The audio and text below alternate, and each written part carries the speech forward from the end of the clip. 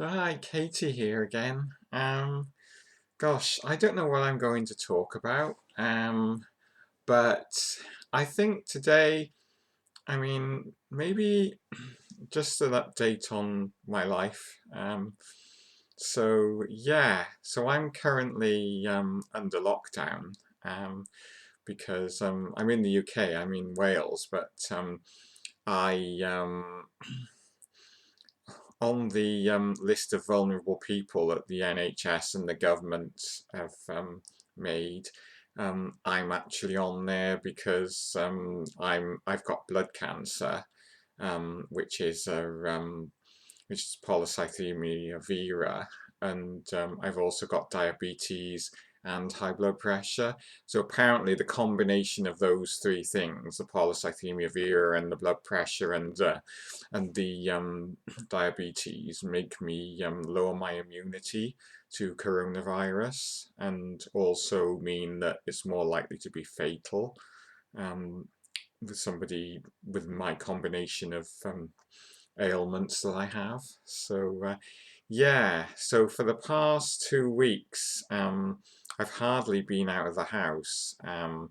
I did have to have a blood test on Monday at my local GP surgery, which is just across the road from where I live. And that was actually quite a scary experience because even though I know everybody there and they know me and they're so lovely, um, they'd actually sort of put a barrier up in the doorway so that anybody visiting was 10 feet away from the from the reception desk. So everybody literally had to kind of like converse with the people at reception sort of like from about 10 feet away, which was quite strange. And there was this weird alarm thing going off as well. And while I was waiting, one of the doctors and one of the nurses came down and said, "Oh, excuse me." They said, "Can you step over there so that we can both get past, please?" And because they were like, and so because people couldn't pass each other, they had to sort of stay 2 meters apart.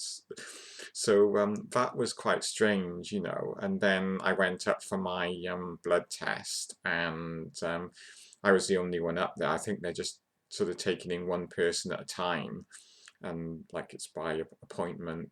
The blood either blood tests or injections, and so I had my blood test, and then I sort of that's about the only time I've been out really. I did go up to the corner shop a couple of times, but apparently I'm not even supposed to do that.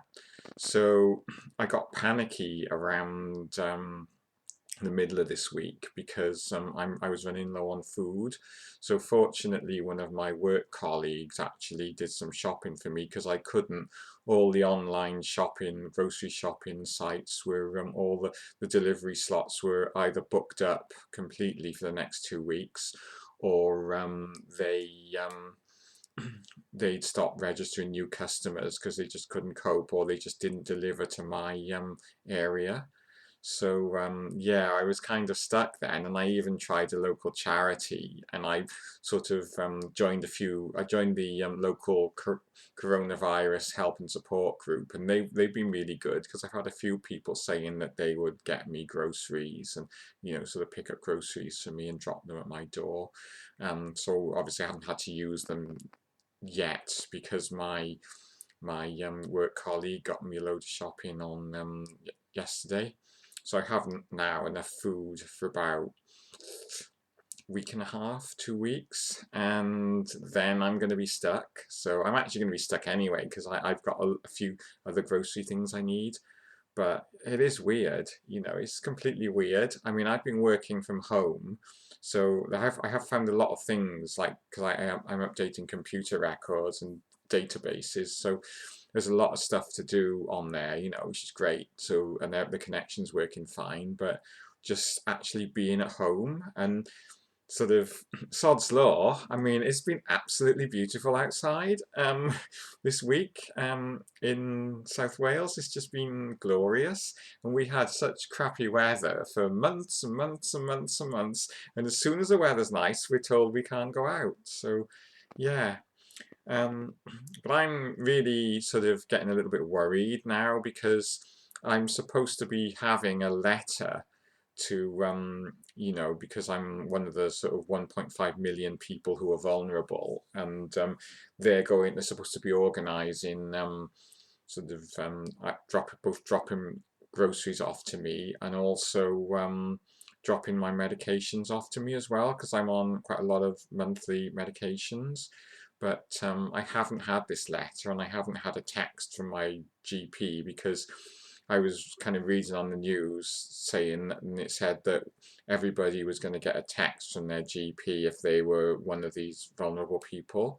So, so I'm getting worried about that. I mean, I'm just going to have to phone my GP, find out what's going on, and I'm just hoping really that because the strange thing about polycythemia vera is that some people who have got PV are actually getting letters and they're classed as vulnerable. It depends on which medications you're on, and other people aren't. So apparently, even though it's a blood cancer, and blood cancers are like, there's like a special sort of asterisk on the list saying that if you have a blood cancer, then you have to be damn careful that you rigorously follow the social isolating rules. And so, but yeah, some people apparently, are just getting the normal advice, but other people are on different medications.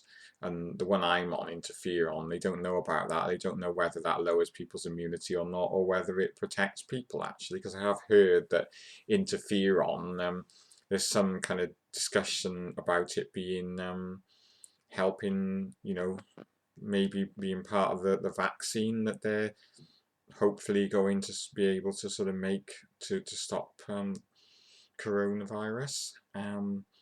But yeah, so I've got the diabetes and high blood pressure. So at the moment, that is a bad combination. And if I get coronavirus, I probably more or less had it. I probably more or less not gonna sort of survive it. So that's why I need to just like stay a prisoner in my own home for like as long as possible. I mean, it's going to be 12 weeks at least. So, I mean, it is literally. But I just think I was just getting really frustrated because I think the government should have sorted this out before. Because if I'm finding it difficult, and I'm like a young person or relatively young person, how is an elderly person finding it? Who doesn't know how to online shop, who doesn't maybe even have like a computer connection. So I'm not sort of saying that elderly people are necessarily not computer literate, but a lot of elderly people don't have computers, so how are they going to cope, I mean, I'm afraid that when all this is over, I'm afraid, I hate to say it, but I think they're going to go into people's houses and find quite a few people have died, from like starvation or from not getting their medications. I think the government should have been a lot more proactive.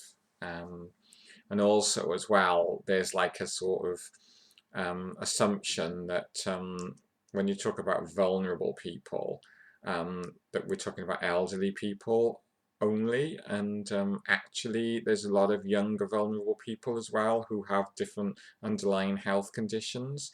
And there's even been one or two people who have sadly passed away from coronavirus in the last couple of weeks. There was an 18-year-old a few days ago, and there was a 21-year-old woman as well in the UK. And she didn't actually have any underlying health conditions, I believe. So it kind of just shows you really that we're all vulnerable, and particularly as well if you have underlying health conditions. So yeah, um, so people really need to kind of be more aware about that, I think, because otherwise, because it's going to cost lives.